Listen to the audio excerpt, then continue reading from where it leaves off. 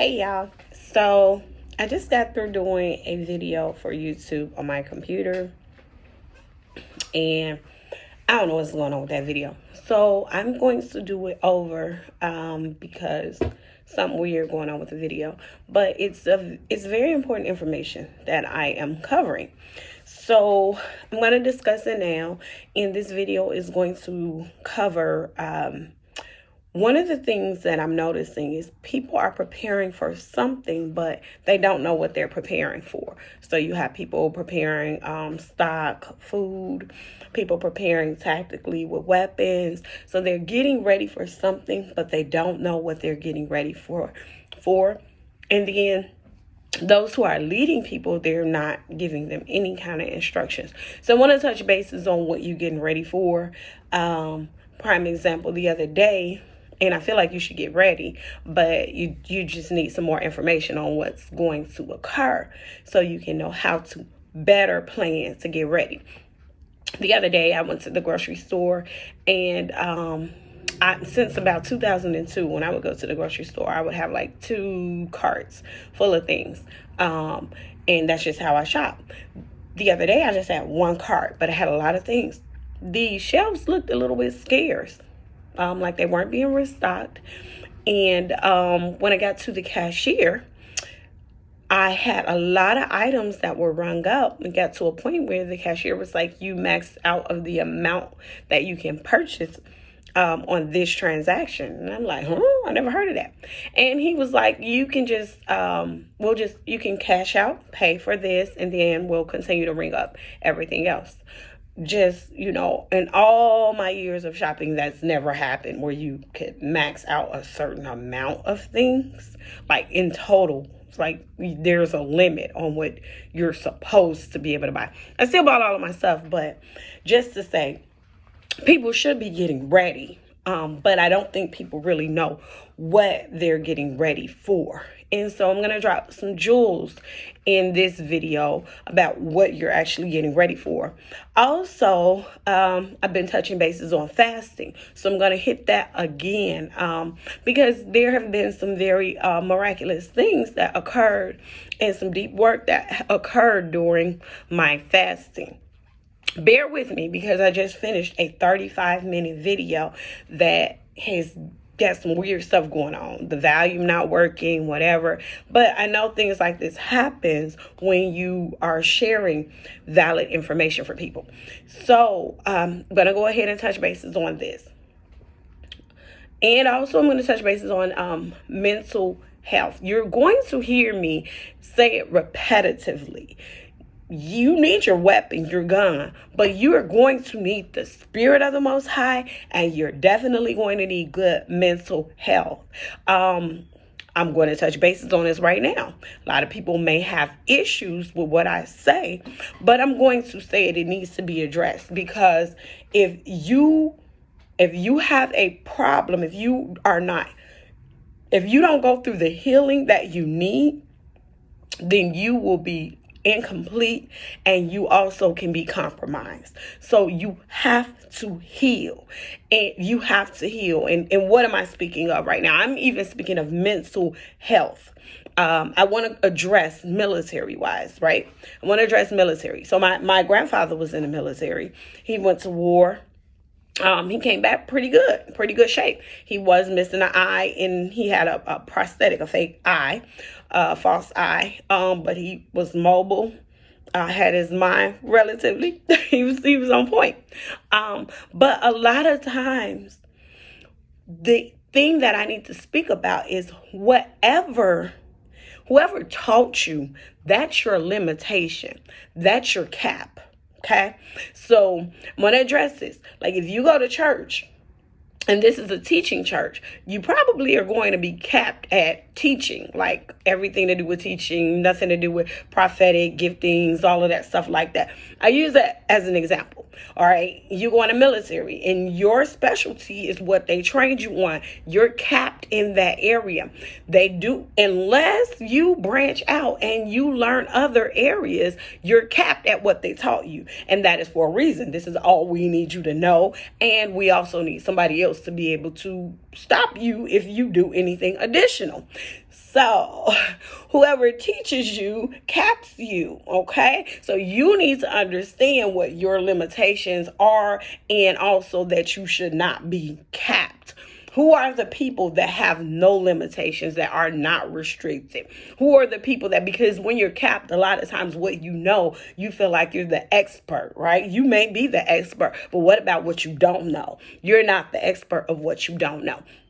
So I say that to say the restriction of whoever taught you for whatever purpose they taught you for, that will be set up on you unless you seek more. Meaning, if they only wanted you to learn it so you can do just that thing, then they didn't want to teach you more than that. Or if they only wanted to learn it because that's all they knew how to do, then they didn't teach you more than that. And so it behooves you to seek out more than just what it is that you know. There is going to be a battle, and the battle is going to be bigger than what you're actually preparing for. So, just to touch bases, like I say, fasting is very important. I want to talk about that mental health because many people have PTSD, and you know, you have PTSD, you have this, and what happens with PTSD, it will distort you. It will distort your mind. So it'll have you killing when you shouldn't be killing. It'll have you paralyzed it through fear when you shouldn't even be paralyzed. So you must heal in these areas in your mental. You have to heal or else you will be compromised. And what will happen is at the time when you have all of this skill, you think you will be able to break forth and do something phenomenal, and you will be stuck, paralyzed, not because you don't have the skill, but because your mind has not been healed. You have to heal, okay? So we need to address the mental, because many people have all of these great expectations of what they're going to be able to do and accomplish, but they have not addressed what's really going on up here.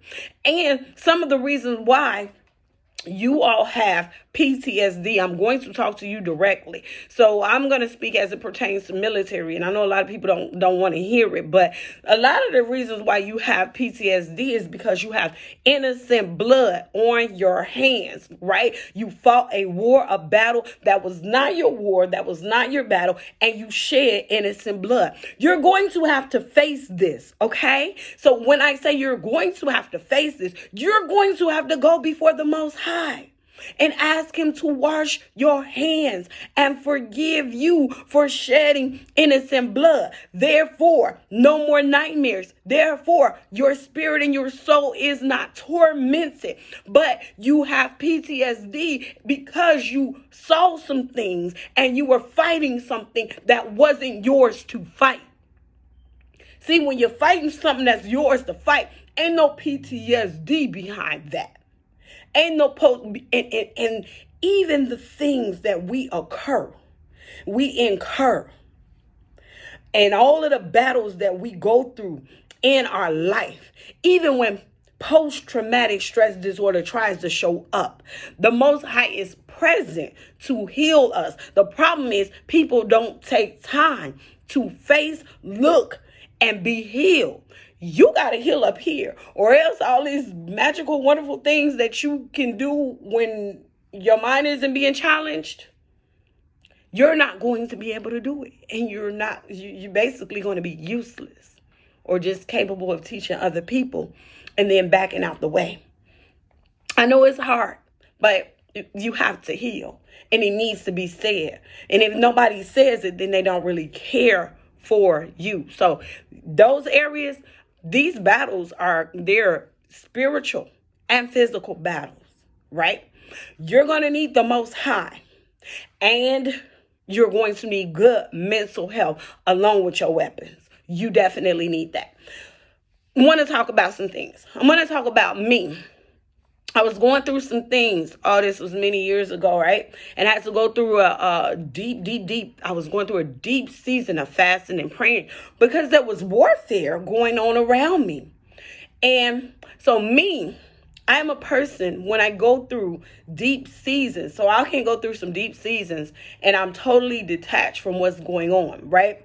I like for me to come out, put on these clothes and do all of this stuff. I go into places where I have on like long garments, battle belts, my hair wrapped up, and I'm in deep prayer. I'm in places where I'm communicating with the angels. I'm in places where things are being shown to me, revealed to me.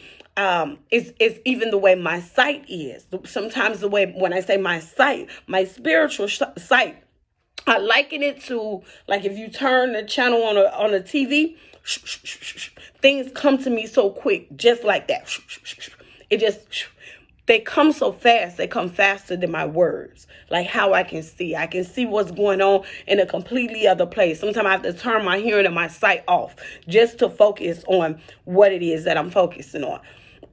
It's just, and I'm not the only one like that. Some of you all may have these giftings and these abilities as well. But this time I was in deep fasting and deep prayer, and I was carried away in a vision, right? And I was carried backwards, and I saw my bloodline. Now, when I talk about bloodline, I talk about dimensions. I talk about our bloodline as it pertains to dimensions, because a lot of people don't understand. They're confused. We are the Aboriginal people. That means we're the original people in all lands, all over the face of the earth. All of the lands were connected. This is why you have a hard time when you're like, oh, but we all trace back here. We all trace. Okay, silly Miss Rabbit, please understand that all of the earth was connected. If you look back in the book of Genesis, it says, as in the day before the days of Peleg. In the days of Peleg, that's when you have the continental drift. That's when you have the breaking up in the days of Peleg. So everything was connected and we were everywhere. The Aboriginal people to everywhere. But Aboriginal, that's why I say dimension wise, Aboriginal is the same as the Hebrew people. Aber is a Hebrew word and it means the Most High. It means the Almighty. It also means the feathery one. And so when we say Aboriginal, we are the Most High's original people. The feathery people don't understand that feathers cover. And also is a term used for war, for a battle. Okay, so these are the same people. So I am Hebrew, Aboriginal, the original people, but also pertaining, that's why I said when it is identity-wise, we can speak in dimensions. There's levels to this. When I was carried in the vision backwards, I was carried and I saw my specific bloodline, my specific family line. Okay? And when I saw back, I saw great ancestor was a male. And he was great in power. And he shed innocent blood with his hands. His hands shed innocent blood. And because of that, my bloodline was cursed. I had to go back and do the work for healing for my bloodline, from me, for my people, because of him shedding the innocent blood. When I saw it, I also heard it was the name, Wosu, Wusu, Woshu. They're all derivatives. And the original, a rock with ability. So you have a rock that's immovable, but it also have ability. That's what my family name means. But also my family name means Wosu, Wushu, Wusu. It means military arts or martial arts. So from my people, all over the world now, you have companies of militaries, and these are called after my people. Wosu, Wusu, Wushu. You have people teaching the form of what we had in my blood over in Asia right now called Wusu. Military arts came from my people. Martial arts came from my people. And what you have to know is this. See, people can teach a watered down version, but what's in the blood is coding, and it originated from the Most High, and that can't be duplicated. So you all can go and learn and practice and all of this, but as the bloodline of my people, when something triggers, it manifests. It's the Wosu bloodline. So it's military, martial arts, Wosu, Wushu. We are the Aboriginal people. You must do your work and find out what your specific family line was responsible for. What originated. Are you from that same bloodline? What originated from your name, your bloodline? And it comes from you doing the spiritual work. Fasting, praying. This is not something that you're supposed to be going to somebody else to do the work for you. Don't be lazy and don't be unbelieving. Do your own spiritual work and find out what you're responsible for. Find out what's in your DNA. Find out also the generational curses so that you can undo them as it pertains to you and your children's children. Also, I say many are getting ready for something, but they don't know what they're getting ready for. In the original video that had no sound and all kind of weird stuff going on, I had the War Scrolls pulled up. I'll put an attachment somewhere so you all can see the War Scrolls. But the War Scrolls, I remember back in the 90s, I was at this church and there's a lady, she was in her late 80s. And her and I just kind of locked. And she came, she was like, I have so much to give you. She had these treasures to give me. And one was a newspaper clipping. And she showed it to me. It was a newspaper clipping. It was either from 1940, 1960. Don't quote me on the year. But it showed when the Dead Sea Scrolls were found in the cave of Qumran. And part of those scrolls was the War Scrolls. And so I read it back then, and I looked it up on like the microfiche. You know how it's literally online. You can pull it up and go through it and read it. But I also read how it was so much conflict at the time because the leading people did not want to release what was in those scrolls. They wanted to read over it and hold it because they wanted to see if it would contradict the other things that they had already tried to shift. Now, I have an issue. I'm going to speak this. Some people are, I don't trust the Bible. I don't read the Bible because white people took it and altered it. And they did take it and alter it, but it's your original word. And so use discernment and know what the difference is. In the book of Maccabees, it showed how they changed the names and they changed the pictures in there. So use your discernment. You're going to throw away your whole heritage and it's more that's not there, but it's even leading you traces to what's not there because they took it and edited your stuff. Take your stuff back. So the War Scrolls were a part of the Dead Sea Scrolls found in the cave of Qumran. And I don't hear a lot of people talking about this. And you have people leading you and you have people that are preparing you for something, but they don't know what they're preparing you for. And you have people calling themselves like leaders of this, that, and other. And it's fine, but you need to know what you're preparing the people for. Some people are swaying towards the book of Revelations, thinking it's going to be a 7-year war, a 3-year war. In the War Scrolls from the Dead Sea, the War Scroll said there's going to be a 47-year war. A 47-year war. So I need to tell you that your preparation, like I said, you're going to need more than your guns. You're going to need the Spirit of the Most High. You got 47 years worth of ammo. You're going to need more than your ammo and your guns. You will need the Spirit of the Most High, and you're going to need good mental health going in. Why you think these different departments, law enforcement, military, they make sure people ain't too crazy. They make sure people crazy enough, but not too crazy.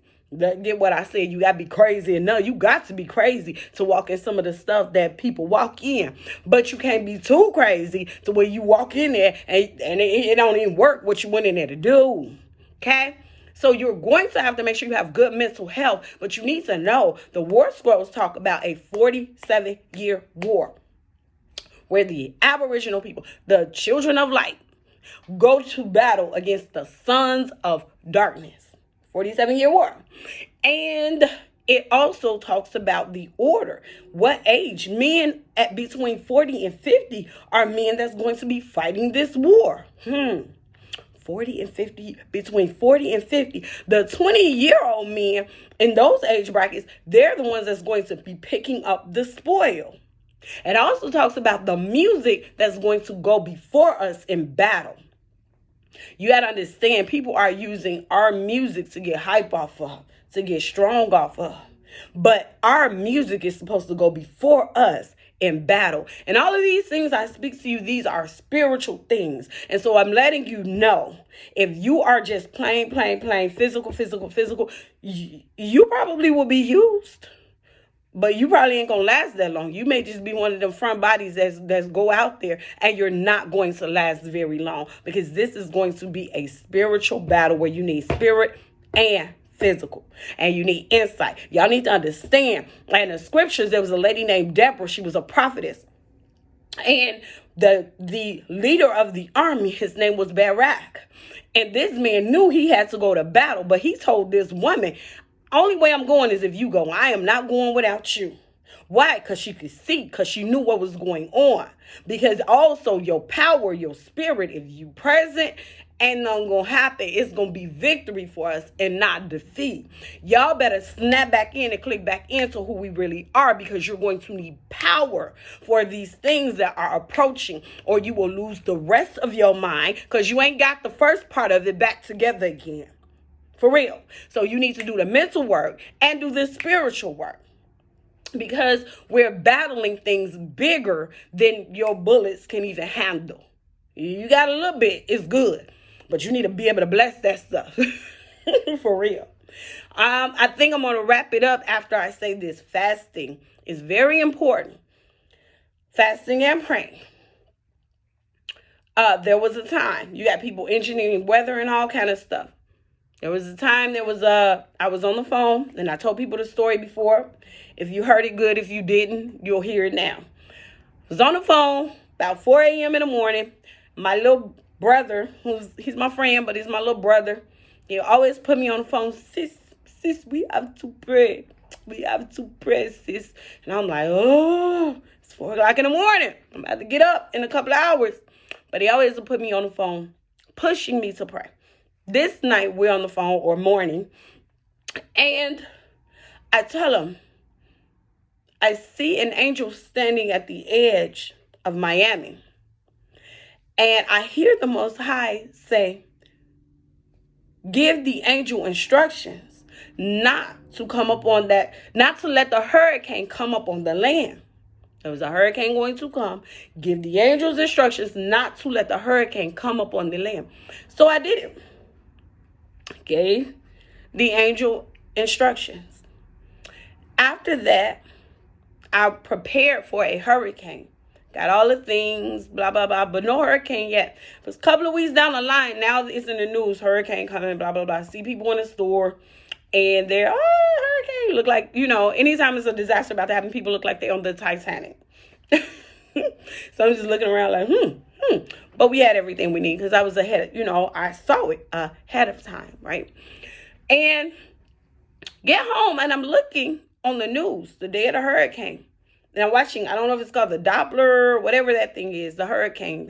And I'm watching it, and it's showing on the news. It tried to approach the land, but it couldn't jump up on the land. So it went around. Also, I told the angel, I have to tell you this. I told the angel, don't let no hurricane up on this land, up on this land. I said, and I etched it out all the way up, and I stopped at North Florida, because, why would the hurricane make it all the way up to North Florida? So I etched it out to about the mid area and didn't go up to North Florida. So day of hurricane trying to hop on the land is not able to come. And I'm watching the thing. So it goes all the way up the edge. Guys, the hurricane jumped up on the land in North Florida. It wasn't a complete disaster, because by that time it dissipated a little bit. But it still hopped up on the land, the area that I did not cover. We have power. And what we're going to face, you're going to need power. So in your last few days in time that you have to get ready, you need to take these lessons. If you got this power and these abilities, go ahead, drop comments. Comment on it. Let's talk about it, right? Because people need to know They need to know that it's not just this physical realm that we're dealing with. And you need to know that you need to tap into power from the Most High. Not sorcery, not witchcraft. You need to tap into his power.